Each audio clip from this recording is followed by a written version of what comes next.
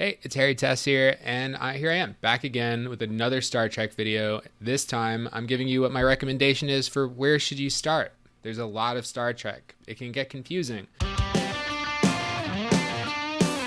So, as a Star Trek fan, there's a big part of me that you're probably expecting what I'm going to say. You should start with Next Generation. Most Star Trek fans, I think, might agree with me on that. Some might say that you should watch the original series first. I think that there's arguably good reasons why you shouldn't do that. For today, I'm not going to be talking about Next Generation, even though a big part of me wants to talk Next Generation as much as I possibly can. Even though it's my personal favorite Star Trek, it's just the pacing in the first few seasons, it's just not, I just don't think it's engaging enough. Thankfully, we've been given Star Trek Discovery. Star Trek Discovery came out in 2017, and the visuals are crispy. Let's jump.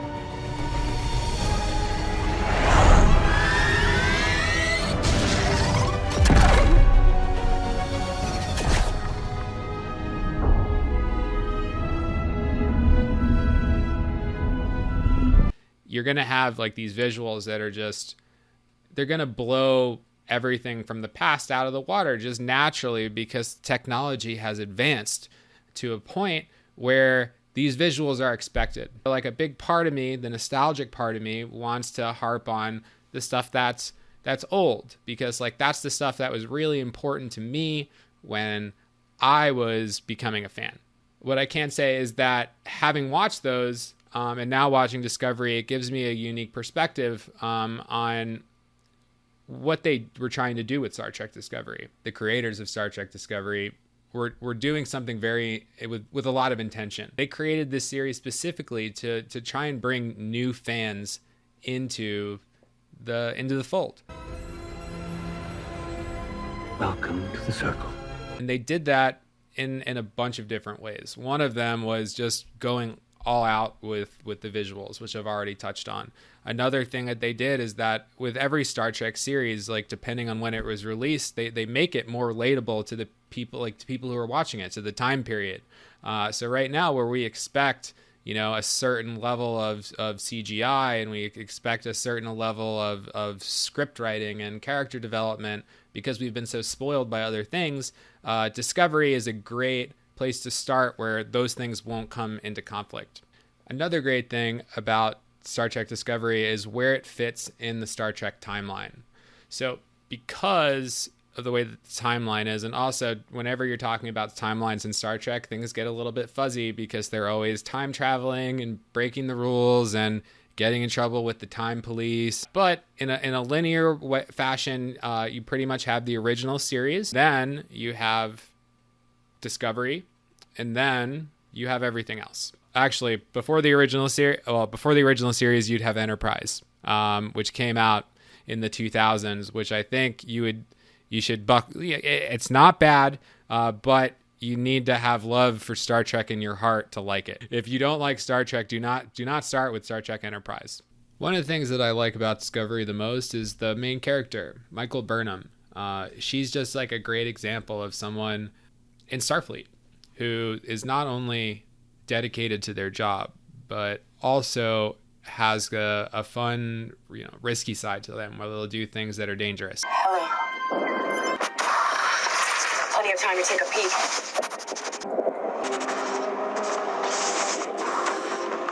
Nice and easy. The other cool thing with Michael Burnham is she has a really interesting dynamic with her captain, Captain Giorgio. We come in peace. That's why we're here. Isn't that the whole idea of Starfleet? Hey, I taught you that. You don't trust me, Captain? I trust you with my life, Commander Burnham, but it doesn't change the fact that you're lost. Very lost. Technically, we would be lost. They've been together for a really long time, and when you watch the first episode, you'll even see it just in the first couple of minutes where Captain Giorgio is encouraging Michael to have her own command. She's like, this is the fourth time that they've offered you your own ship and you won't take it. And that's just speaks to how strong that their bond is. And they cement that in just the first 5 minutes of the show. So you just know that it's going to be an ongoing theme is that relationship. So the last and final thing I want to say about Star Trek Discovery, and also why it should be the first series that you watch on your Star Trek journey, is just in the way that the first episode grabs you. You won't even see it coming. I'm Commander Burnham of the United Federation of... I don't know what your experience is with Star Trek and what you would perceive as normal, but typically in a Star Trek show, it's typically very, very organized. You have your ship, and your ship, it goes to places. They have their missions, or they save these people from a climate disaster, and these two peoples are at each other's throats. They're about to go to war. So you just see like the same crew, and they go place to place solving problems. That's generally what Star Trek is, unless they're in some giant story arc. With this Star Trek, just in the first episode, they'll give you a little taste of what that's like, where you think that everything's going to be fine, and that this is just a regular Star Trek series where, you know what you're going to expect. Here you have your captain, you have your number one, which is Michael Burnham. You have your chief science officer, you have your chief engineer, you have your chief of security. So like they're all there, but you just don't know what's about to happen. And it really throws you for a loop. To me, like that was the most defining thing when I watched it the first time, where I was genuinely surprised at the direction that the first season went in. When I first watched it originally, I kind of didn't like it because of that. Because it was something that was unfamiliar to me. And to me, like they were basically just trying to start new, and they were trying to get rid of what we liked. And, and now I couldn't be more farther from that opinion. I see exactly what they were doing. And what they were doing was creating this jumping off point for you, the prospective Star Trek fan, to have a place where they can get in safely without having to be bored by the first two seasons of Next Generation, or have to watch the original series to know what Starfleet is, or to watch Enterprise to learn about the Prime Directive. This show, it'll give you a place to start, and then you can go back to the old stuff if that's something that's of value to you, and you can go back and you can enjoy it for what it is. Logical. Flawlessly logical. And it was great for when it came out. It's still good, and I still watch the stuff personally. But like if you're trying to get in to Star Trek, I think that you need something that's going to be a little bit more catchy, like a little bit more easy on the eyes. It is a big ask because the only place you can watch it is on Paramount Plus. I'm not asking you to sign up for a year or anything like that. They offer a free trial. Try it out. Just watch the first episode, and if it doesn't, cancel it, be done with it, and we'll move on to the next. So yeah, last week I gave you my reasons why I think that you should be watching Star Trek. So it only felt natural that my next video be, where should you start? I've chosen, after a lot of inner debate within myself, that show has got to be Star Trek Discovery. I wanted it to be Star Trek The Next Generation, but I just don't feel like it's going to grab you in the way that Star Trek Discovery is. And what I want is for you to be grabbed in a way that you want to be grabbed. This is a briefing. I'm not seeking your consent. When I first started watching Star Trek Discovery, I wasn't exactly sure what was going on. I didn't know if I was going to like it or not. But now I'm a big fan. It is different. It's different than other Star Treks, but it's also still very the same.